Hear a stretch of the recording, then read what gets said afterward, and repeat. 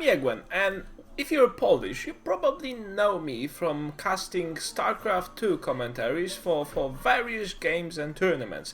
However, you may be wondering, because of the title of this video, what is this guy exactly doing playing such a thing like Terraria? And the answer is, I'm enjoying myself, goddammit. So I recently decided that, alright, I don't want to play this game too much because I need to play StarCraft and I need to do lots of other things. However, before I go, I want to do something grand and marvelous. So that's what I decided to do. And I wanted to show you the results of my work. So you can see the screen with me in the bottom right side. And what I'm going to show you is, as the video title suggests, Hogwarts Castle of Witchcraft and Wizardry, or whatever it was called in the original books. So here is the entrance, a very simple and modest entrance with a nice little bridge leading into the great part of every castle, which is the Great Hall. And as you can see, oops, door stopped me. So as you can see, the Great Hall is full of cobwebs and candles, just like in the original, and it even has a hidden entrance leading back to the rooftops. So let me show you the rooftops itself. As you can see, I've done a couple little pretty towers, and you even have a staircase in one of them, with which you can go down, and you can go down to the actual Great Hall. So here's a little room between the Great Hall and the rooftop itself, and here's the remainder of the Great Hall. Right at the bottom we have Chamber of Secrets, but I will show you that later. What I want to show you first is this, which is the Great Staircase, which was the big part of Hogwarts Castle, and many things happened around Big Staircase. And by the way, don't think I'm such a freak of Harry Potter that I really decided to do Hogwarts Castle. I'm not. I just thought, alright, Hogwarts Castle is there and it's already designed, and there are already pictures of it, so it would be very much easier to build Hogwarts Castle with much more character than I would be designing my own castle. So I went for that. As you can see, here's a Gryffindor tower with all red banners, and you have my NPCs from Terraria walking around and living in the rooms of the actual denizens of Hogwarts Gryffindor room. And then when we go down around the Great Staircase, we have two storage rooms, one with the potions and the second one with some books and potions. On the right side we have a classroom with a nice little window, and even a room for the teacher. Isn't that nice of me? When we go further down, and yeah, you will be wondering about the Chamber of Secrets, but we'll get to that later. When we go further down, we have the dungeons, and when you go to the dungeons, the first thing you notice is the Snape's alchemy lab, and this is where the classes were for alchemy. We have kettles here, and we even have Snape's office, which doesn't have wooden walls because Snape was all gloomy. And then we go through a nice little bridge to the next part of the castle. As you can see, I spent some time picking out the details, and I'm quite proud of what I actually achieved, to be honest. When we go to this next tower, the thing you see immediately on the right side is this, how it's called, could you help me, honey?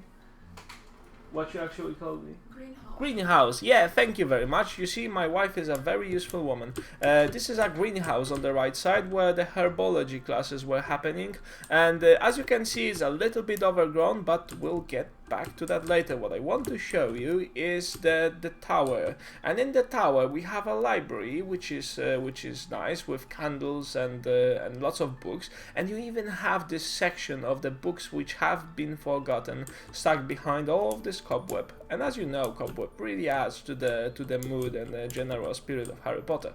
Now at the top of the tower, what we have is an entrance through a statue to the Dumbledore's office. Dumbledore was a headmaster of Hogwarts School, at least for some time. No spoilers here. and you can see we have all his fancy possessions. He was a very fancy man, so his possessions should always be fancy, and they are different from what you can find in the rest of the castle. We even have this great nice big grandfather watch here. Now when you go down to the bottom, before we get to this greenhouse part, what I want to show you is the bathrooms. What would he be showing us the bathrooms? Well, in fact, I'm showing you the bathrooms because, like in the original series, what we have here is a dungeon, a deep underground entrance to the Chamber of Secrets that I have little bit showed you before. So here's a giant snake head which allows us to enter the Chamber of Secrets, and as you can see, I even have fancied and carved out a snake out of some green rocks and bricks. So here's one snake, here's the second one, and here's the third snake. And as you can see, here is the Slytherin's common room, and it folds through the castle like a snake, and it pops out in the Chamber of Secrets. So that's a concept I really added myself to Hogwarts Castle, and I'm quite proud of it because it just adds to the composition. Now let's get back to the part, and you'll be asking me questions like, oh, where's the Hufflepuff's room? There is none. Where's the Ravenclaw's room? Oh, there is none. Why? Well, the castle is already big as it is, and it took me loads and loads of time to complete, so I decided this is the part where it ends. Even the author of the books didn't really bother with much of a description of the mentioned room, so why would I? And what we have here is this greenhouse with lots of overgrowth, flowers, and all the things you need to study herbology. And on the right side we have a nice dome with some trees in it. Now the big ending part of Hogwarts Castle on the right side, and when you go out of the Hogwarts Castle to the Forbidden Forest, is this big wooden fancy bridge that was always there. So I decided to recreate the bridge myself, and as you can see, there's a very big, nice, and very deep reaching bridge that leads out of the Hogwarts Castle. So that's pretty much all of it. I've spent around, I think, 100 hours doing this stuff, so it consumed a lot of my personal time, but I really did enjoy it because I do love sandboxes, and this was one of the best I played. And yeah, I know you'll be asking, oh, have you played Minecraft, and what have you done in Minecraft? In fact, I have not played Minecraft. I know what it is, and I'm not really planning on doing so because I know it would drag me down, and I would end up playing and doing things like crazy things like this Hogwarts Castle in Minecraft as well. So I hope you really liked it, and if you did, you can return the favor and you can click this subscribe button that should appear right about now around my finger.